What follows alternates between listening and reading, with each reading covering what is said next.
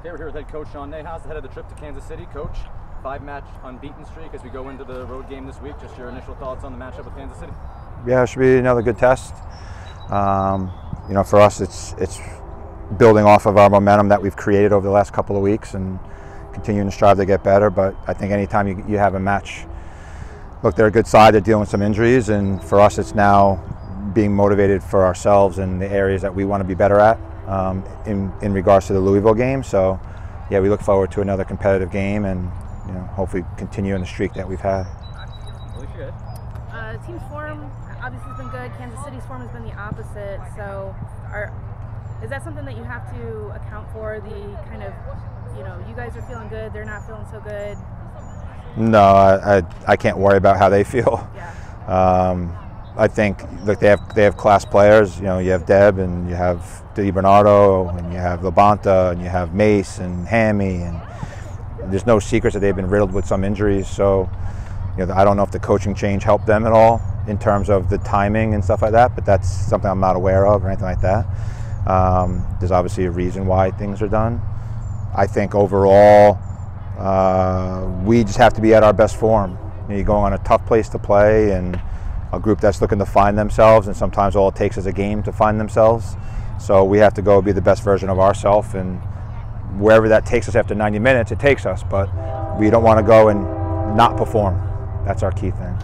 You talked about Davinia and obviously a lot of former Courage players you guys are facing on other teams. Does that give you a little bit of an advantage, though, especially for like attackers, knowing their tendencies, what they like to do? No. I mean, you can know everything you want about Deb. She'll still find something to do that we weren't aware of. No, I think for anything, it's good to see some of them. You know, I think at the end of the day, they've made choices, you know, in certain aspects, and then some other aspects, you know, choices weren't necessarily theirs. But, you know, we'll always be fans of our players, and, you know, if you look at the players that we used to have here, they're having really good seasons. So for us, it's just more about seeing them and following them in those regards, but not any tendencies based on what we know, because it's two different styles. We're playing differently, and sometimes you try to just minimize what they can do, really. Sean, what are you guys doing well right now that's gotten you guys to the streak that you guys are on? Right? Yeah, I think we're just really cohesive. I think the ability to, you know, our stats and data, how we possess and areas we possess in have been really consistent. You know, there's certain areas that we sort of fall asleep with, but that's normal for a young team. But I think just our possession areas, the spaces we take up, the tendencies of the ball movements, the connections between lines, the patience in which we play, and how that structure helps us with our defending piece. I think all those play a massive part.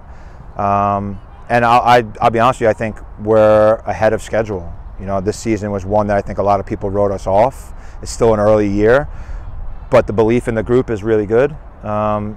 We've had 2 great sessions, main sessions this week, and, you know, I think at the end of the day, it really comes down to the players and what they do, but the environment, the culture, the care for each other, the effort they put in has been tremendous, and I think that's bigger than anything right now. It always translates inside the lines.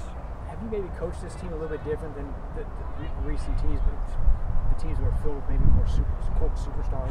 Yeah, and I talk about it a lot. You know, as a first-year coach, last year, you know, you're trying to carry on with what was created over the years, and we didn't have the same players, and I wasn't really as comfortable maybe in the style that we did things, and I always have had a vision of playing a certain way if I ever did this, and I feel that I'm more comfortable coaching it because it's what I'm naturally used to doing. So I'm more comfortable, the details, the ideas. So that's made the process more enjoyable for me, to be quite honest. Last year was a little bit stressful for a multitude of reasons, but this year I just feel more enjoyment when I'm coaching because I feel I'm more comfortable in the information I'm giving, because it's something I've studied and looked at for years. So yeah, that's been a big part for me for sure. And the staff's been wonderful. I have a bigger staff too, which has taken stress off me as well, even though I stress out all the time. I was going to ask about kind of your approach. I mean, it's obvious that you're trying to build a tactical style here. You can be as specific or as general as you want, but I'm curious, your approach in producing a team, are you someone who wants the players to do exactly exactly the same patterns, or are you somebody who you give them kind of a framework and you want them to work within? Yeah, I think there's a structure that we want to have in place. How that structure is filled, it's up to the players. Different movements, different ideas, but we want to put players in spots that will exploit their qualities. Whereas sometimes we put players in situations that take away from their qualities. So our job is to put players in situations where they're most advantageous for them to be successful. But also take the types of players we have and then how do we layer that in to make us play the way we want to play in different areas, different pockets. And I think it's enjoyable because some of the players, a lot of it's new for them, new ways of doing things. So that's enjoyable. They feel like they're learning something new. But there's certain areas that we always have to have filled. There's always channels that we have to have filled. And there's always spaces that we feel can't be defended. What those spaces are, obviously that's for us to know. Who's in those spaces, us to decide. But there are certain things that we want to do. It just depends on how are we going to get it there. But that's the fun part each week. It's not always the same.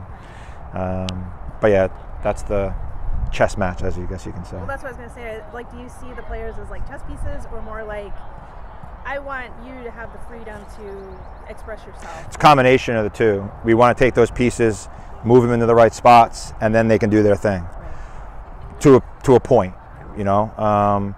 But there is a structure behind it, and they've been great with it. You know, and there'll be moments where you have players like Caro who are just so free, and we don't want to put her in a box. But if we know that tactically we could put her in a certain spot for her to go do her thing, then that's our job. Then it's her job to go perform it. And I think we're starting to see Caro because now she's able to do what is most comfortable for her. So it takes time, but it's definitely rewarding when it starts to happen. I think a lot of people are talking about us and how we play, and that's a credit to the players and the style. It's very different than maybe years past here and across the league. So that's been it's been fun for us just to hear people enjoy what we're doing. Yeah.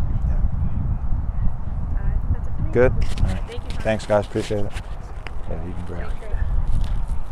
Drop that one down.